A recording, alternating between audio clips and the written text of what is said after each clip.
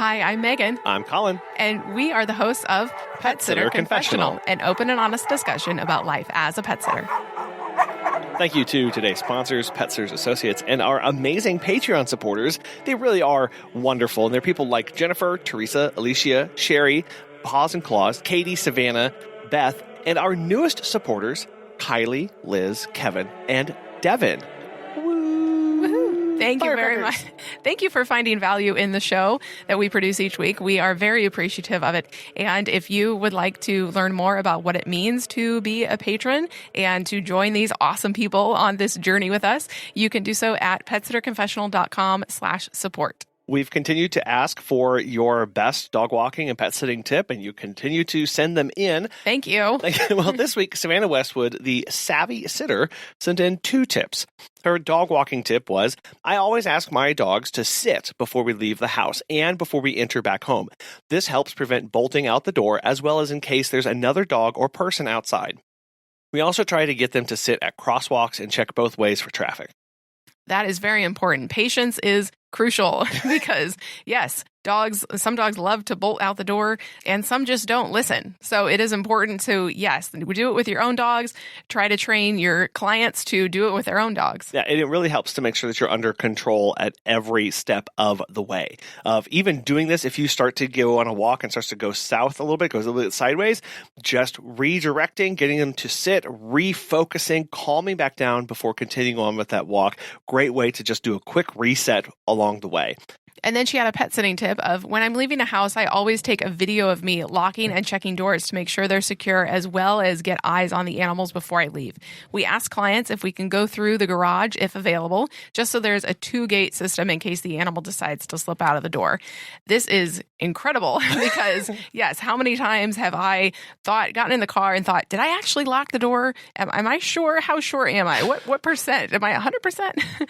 And so, yes, having a video record of I indeed locked the door. It also covers your butt in case the client comes home and says, my door was unlocked, or what happened here. And then always having eyes on the pets before you leave. This is why whenever I leave through a door, I leave backwards. Now, this can be dangerous if there's a lip and if there's a step, and if you are clumsy like me, but it is well worth it to make sure that as you exit, you see all of the house cats, all of the dogs out where they're supposed to be, so they don't bolt or run around your leg. And then going into the garage, this is a really big one. If there's a known bolter, or if the client really stresses, don't let them outside, don't let them outside, don't let them outside. Well, if they have a garage or a 2-way entry system, implement that on your first visit and tell the client that you're going to do that. This gives them a lot of peace of mind and make sure that you don't have to stress about that during the visits. So if you have a dog walking or a pet sitting tip that you need other pet sitters to know, you can email us at feedback@petsitterconfessional.com, and we would be happy to share that on the podcast. Today, we are talking about experimenting well as a business. So Colin and I, both have backgrounds in science. We actually met 14 years ago sorting river detritus under a microscope. It's very romantic. Super. It's what romantic books are made of. But the rest is history. So we went on to graduate college, get advanced degrees in biology, and really experimenting was the core of what we did. We were both actually working on snails. I was trying to kill the snails through my toxicology experiments, and Colin was trying to keep them alive. Yep, and help them reproduce. So they were an endangered species of snail. So experimenting really is what we did for a long time. And you may or may not be familiar with the scientific method, but there are several steps. There's first, you observe, then you generate a question, conduct initial research, make a hypothesis, then you design and perform your appropriate experiment, test the hypothesis, draw conclusions, and then you communicate those results. But before your eyes roll in the back of your head, sorry, experimentation in business is very similar. It means testing new ideas, new processes, new strategies to see if they lead to a different result, and hopefully a positive one. Yeah. Yeah, exactly. So it would look like this. So first, define your objective. So start by setting a clear, measurable goal. We talk about these at the end of every year for the beginning of the next year, is those SMART goals. Make sure that they're attainable and that you can track them and measure them, and that they are ones that you can actually achieve. Maybe it's you want to increase your revenue or get more client satisfaction or get more client feedback at all, so that you can improve your operations moving forward and make sure they're most efficient. Then as a business, you're going to go and you're going to gather your data. You're going to collect information from how your business is currently performing, get the feedback, look at the market conditions, look at your revenue statements, look at your profit and loss. What this will do is help provide a baseline for comparison and help you identify areas that need improvement. This was a major part during our research phase, where it was very hard to get this kind of data about an organism or about an environment because nobody was tracking baseline data. If you have software, if you have a booking system, if you have some sort of process of looking at your finances, whether that's waveapps.com or you're using QuickBooks or you're using Time to Pet or some other software, that can be dived into to look at a baseline for your business. And you have to know what an average is right now before you can start making changes, because you'll never know what kind of impact you're having if you don't know what's going on right now. So once you've defined your objective, then you've gathered the data, then you have formulate a hypothesis. So if you remember back to your high school days, what a hypothesis is, it's just what you think is going to happen with what you are doing. You are going to develop a hypothesis about what changes might lead to improved performance. And this should be a specific testable statement about what you think is going to happen. If I do this, then this will happen. That's like, I remember that in 5th grade of this is like the basics of the hypothesis. If this, then that. And once you have your educated guess, which is what a hypothesis is, you're going to design your experiment, basically a controlled experiment to test your hypothesis. A controlled experiment means that you are only changing one thing at a time, and you know exactly what that change is going to be because you have decided what that's going to be. And that can be hard in business because there's a lot of moving pieces. There's so many variables. Which is why it's really important to be specific about your objective and your hypothesis, because a lot of times you may want to change something, but you might not have any control over it. Going, man, it'd be really great to see what happens when the temperature rises 5 degrees over the next week to see what happens with these things. Well, you don't really have control over that. So you do have to be sure to account for any other variables that might affect the results. And this could be, okay, let's go with temperature. Okay, I'm going to say I want to try and increase the amount of new inquiries that I get. Well, we all know that as the temperature increases outside, people are more active. They go out, they travel for vacations, they're more out in the town and all that stuff. So just by experiencing a weather increase or weather change, you may increase your business. And you think it's because you did something, you changed some marketing tactic or you changed a hashtag, but it's really this other thing. So it's important to just understand what's going on and have a good idea about all those variables that could change. Once you've designed your experiment, then you need to implement it and monitor it. So you carry out your experiment. You say, okay, it's go time. We need to do this now. We are looking at the data. We are monitoring it. We are seeing little changes and what's actually happening from day to day. And it could involve tracking key performance indicators, KPIs, or gathering feedback from clients in a survey. Also analyzing financial data like through Wave apps or QuickBooks or whatever it is. Tracking that over time is going to be crucial. Well, and you just mentioned that over time. So a key part of the experiment when you make a change in your business, that's again, all what we're talking about here is how do I make a change in my business and do it well? Well, when you make a change in your business, you do need to give it time. So there is part of your research phase at the very beginning of gathering data going, how much time do I need to let this play out before I think I'm going to see a result? Is this going to be something that I can see in 1 week, 1 month? Is this an annual thing that I have to keep going and keep track of? It may be. So you can have little experiments running over time, but you have to monitor them because that's the only way you're going to have in order to see if the change is occurring. And you get to decide when you monitor. We did water quality data loggers for part of my experiment, and you could have them set to take a water quality sample once a minute, once an hour, once a day, once a week. And the more you sampled, the better data you had, but the more work it was to both get it and then analyze it. So you have to factor in now, do I have time to analyze if I'm sending out surveys every day? or are people going to actually want that? And make sure that it's workable for you. Yeah. So after you've completed the experiment, then it is time, like you just mentioned, to analyze it. So you've got all this data, you've got mass amounts of data, notebooks and notebooks of data, or whatever it is. You have monitored it over time. You've seen the little changes, but then you have to say, okay, you have to ask the question of, okay, what does this mean? When you analyze what you have, you are comparing it to your hypothesis and what you thought was going to happen. You're trying to see, is it statistically significant or not? And it's at this point where many people can fall off the bandwagon for this or get confused or get lost. All we do in this stage is we look to see, did something go up? Did something go down? What percentage did it go up? What percentage did it go down? Is that enough of a difference to make an impact to my bottom line? Is that enough of a difference for me to continue doing this? Is it even worth my time? And a lot of that you do beforehand and go, okay, if I see a 1% increase in customer satisfaction, is the $10,000 investment in marketing and branding worth it? Probably not. You're going to hope that the more investment that you have, the bigger the payoff is going to be down the line.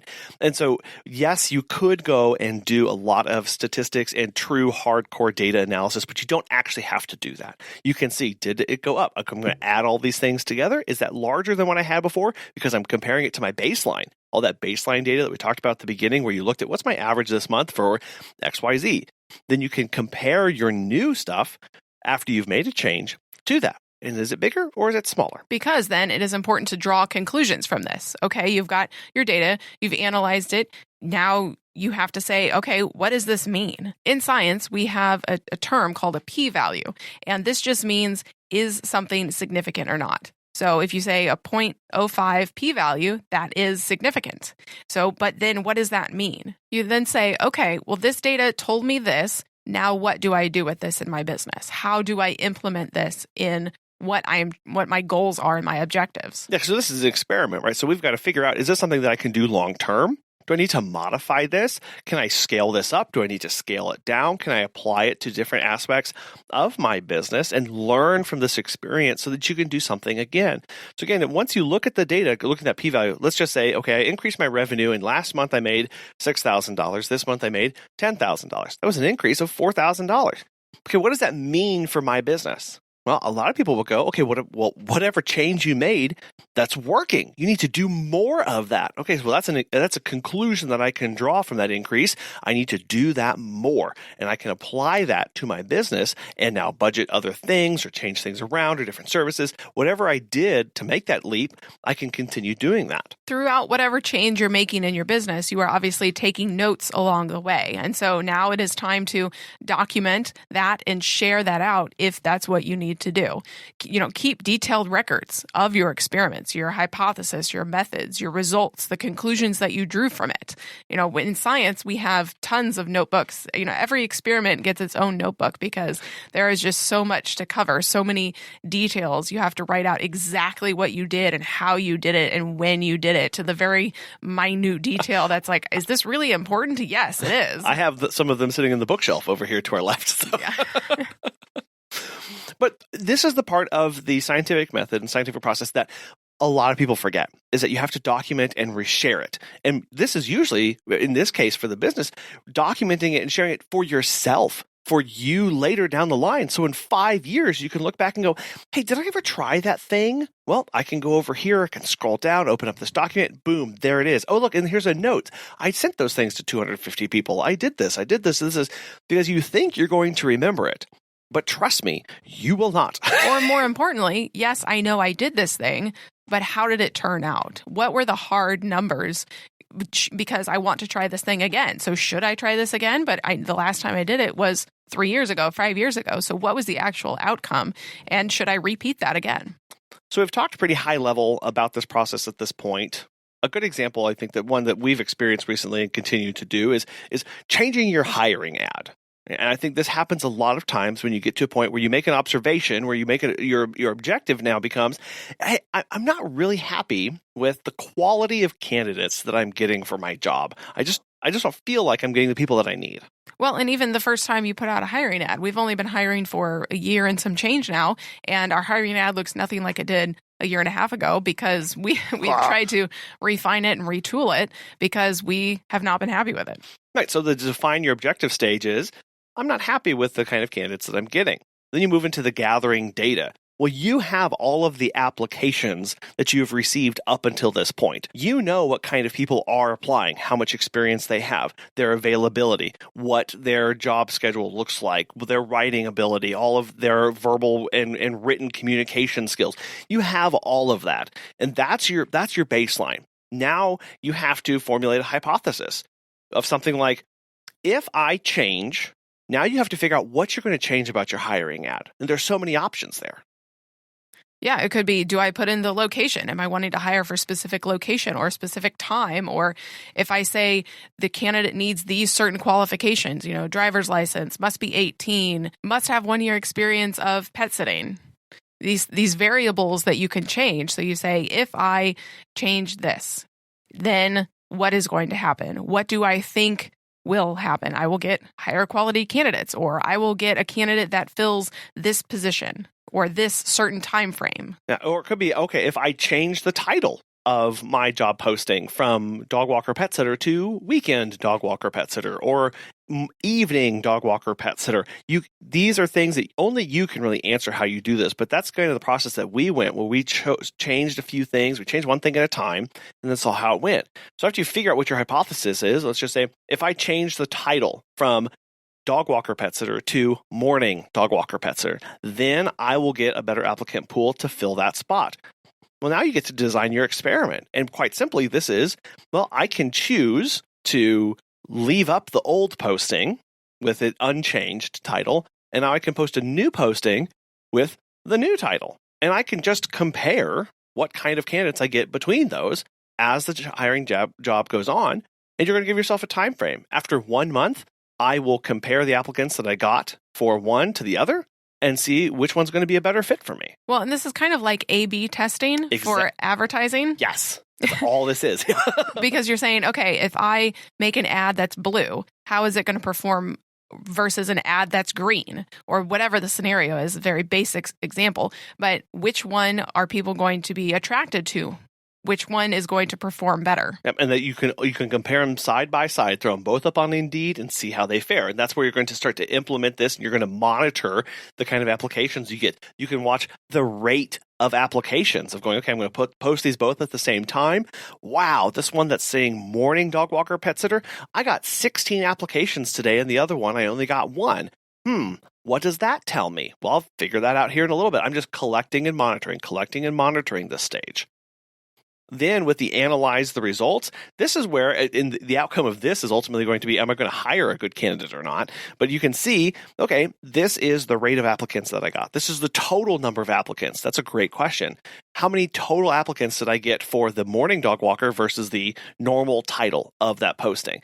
Oh, I got a lot more for the morning dog walker pet sitter. Okay, that seemed to be attracting a lot of people's eyes. That seemed to be drawing them to that. That was really specific for them. So sit and compare and just do total counts, total number applied, rate of applications, and then you can start looking at some more of the objective qualifications that you are interested in of going total experience.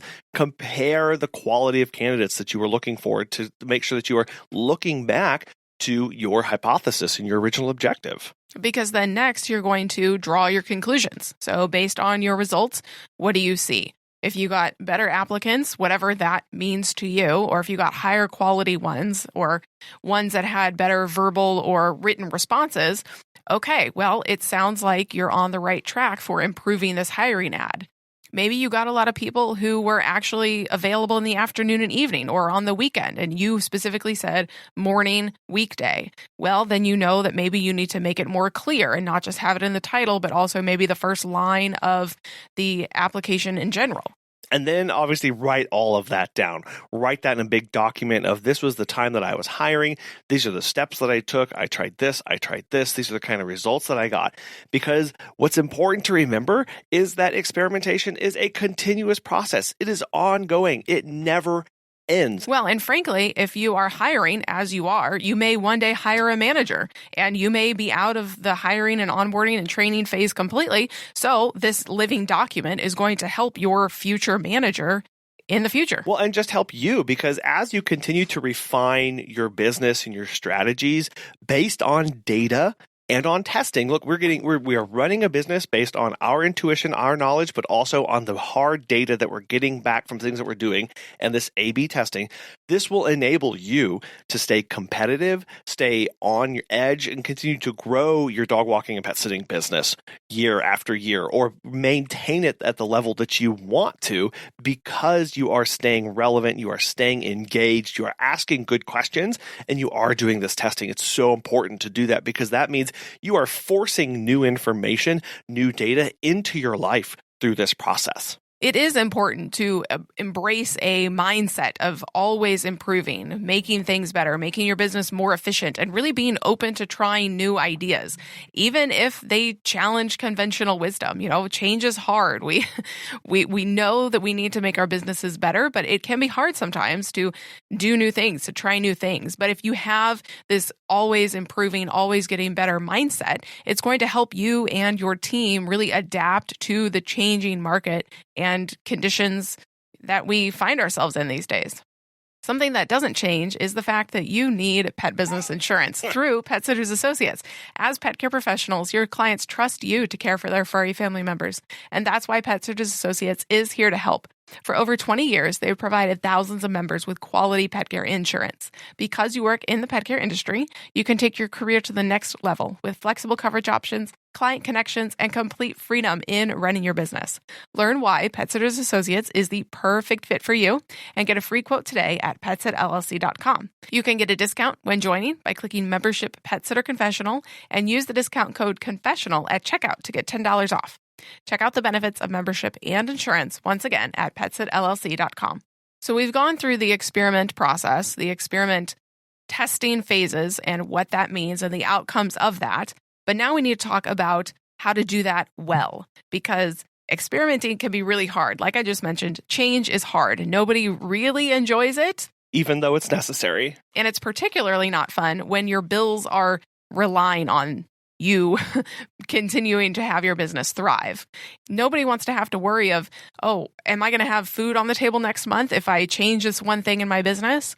You don't want to make mistakes. We don't want to make clients unhappy or angry, or when our livelihood is on the line, we want to make sure that we are making informed and educated decisions. Or our staff's livelihood, if we are paying them to do services and they're relying on this income to live the lifestyle that they want, we get very uneasy about making big changes that may upset that or impact them in that sense.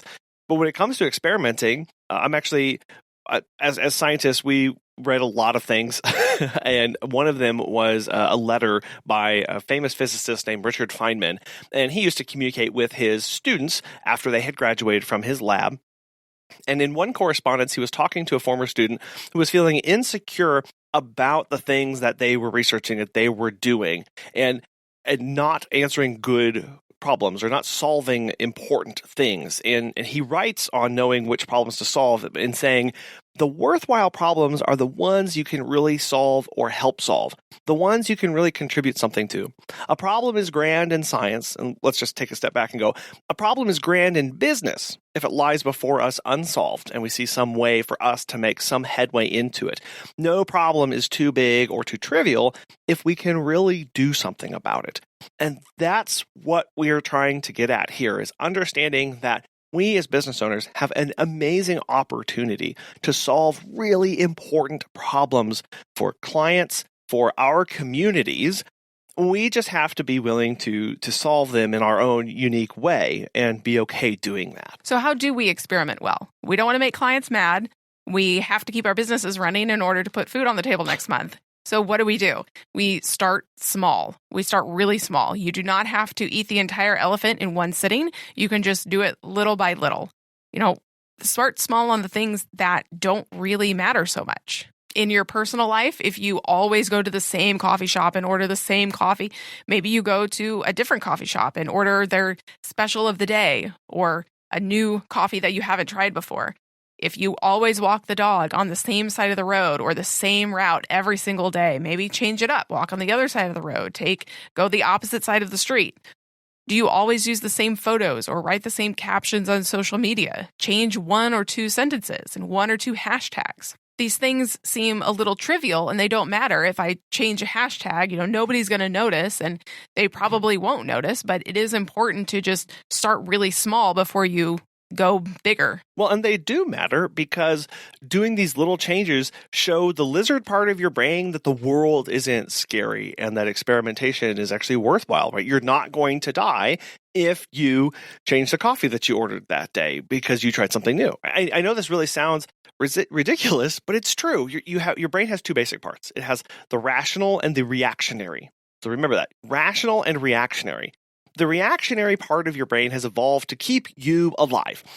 We have to use our rational part to overpower it and bring it under control. And the more that we experience, the more that we can consciously go through that process. And that's really important part of the experimenting well, is trying little things, doing them one step at a time. Because once we start small, we can expand to bigger and bigger things. And this is what we call confidence, where you are mentally able to control the reactionary part of your brain so you can do new and better things through exerting your will part of the rational part of your brain. Because it's not going to kill you. The rational knows that, and it knows it so well that it can overpower and bring the reactionary part under control.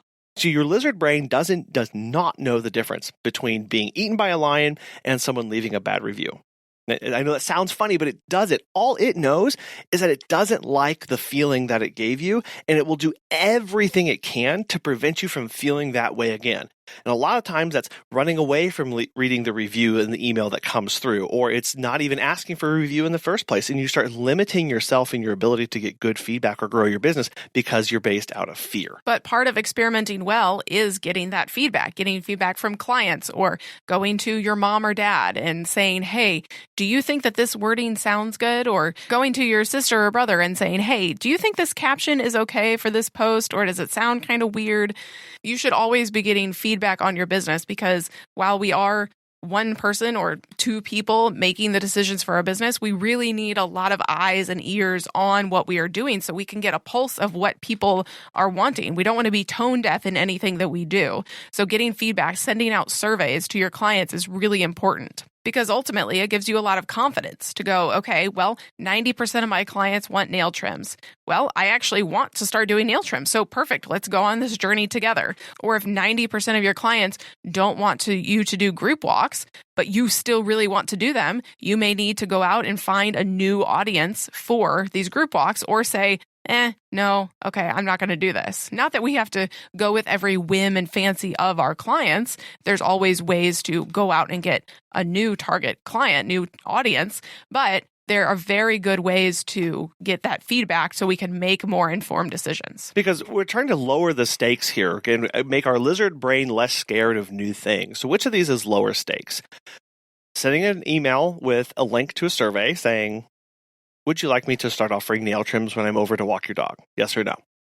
That's all you would say. Or deciding you want nail trims, going through the process of making sure your insurance is there, making sure that you and your staff, if you have them, are trained appropriately, that you have all of the coverage, that you have all the proper equipment, that you start all the big marketing and the branding campaign, you get all that put out there, and then you see if there's a demand.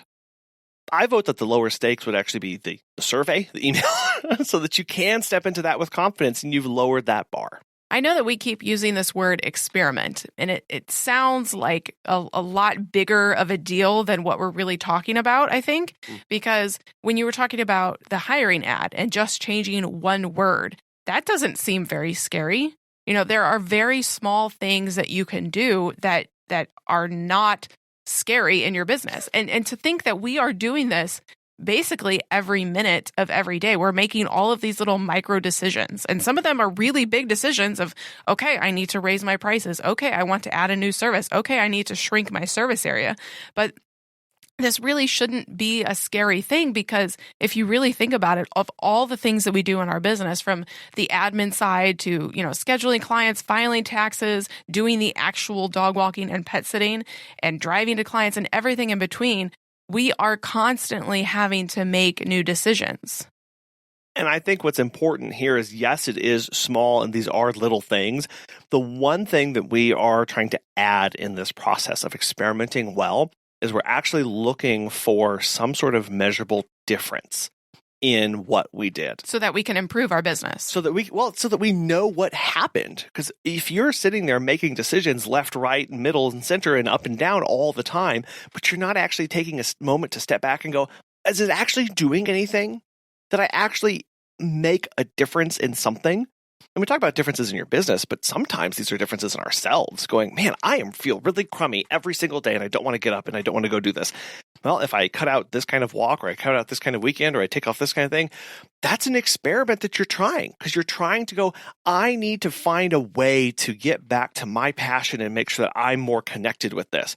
That's your observation. And then your test is no more weekends or no more holidays or whatever. And then you have to sit and watch and implement that. So that may be journaling for yourself. Or doing one of my best friends has a 5-year journal where every day he writes down something about that day. And then the pages flip back over and he writes down the next thing for the next year. So over 5 years, you can look back on this day, March 3rd, on this year is how I felt. And you can see a progression and change over time. That'd be something wonderful to do. And that's part of the experiment in monitoring and tracking your data. But in your business, we're going, okay, I'm going to make all these little decisions, but I need to have some way to see and track and monitor and make sure that those are actually implemented or doing something in my business.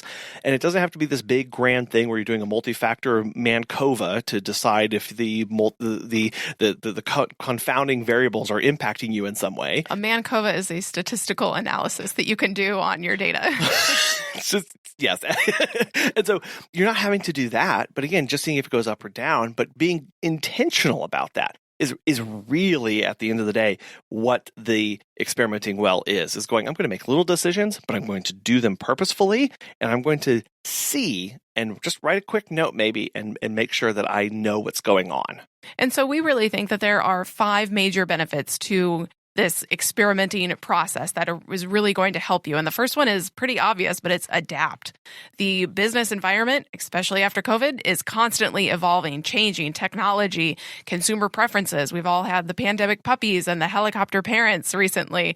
Even market conditions of, the pet industry is going up, but is that going to continue? What is happening? The experimenting allows businesses to adapt and really stay relevant and kind of ahead of the curve, really in a changing landscape. Yeah, then you're going to be able to make better decisions. Experimentation is grounded in data and evidence. And I think we've kind of hit that quite a bit through this process, but that allows you to make more informed decisions about strategies, about tactics, ideas that you have. And because you're writing and documenting this down, you can go, man, this is a really great idea. Let's see. Oh, nope, I tried that and implementing it that way didn't work. I wonder what I can do differently in this new year. And it also reduces the reliance that you have on gut feelings, assumptions, and leads more to rational, data-driven choices at the end of the day. Not saying that going with your gut isn't wrong. Like if you go to a meet and greet and you're like, oh, you get out of it and you go, oh, I didn't really jive with that person, or I just had a kind of icky feeling. That is also important.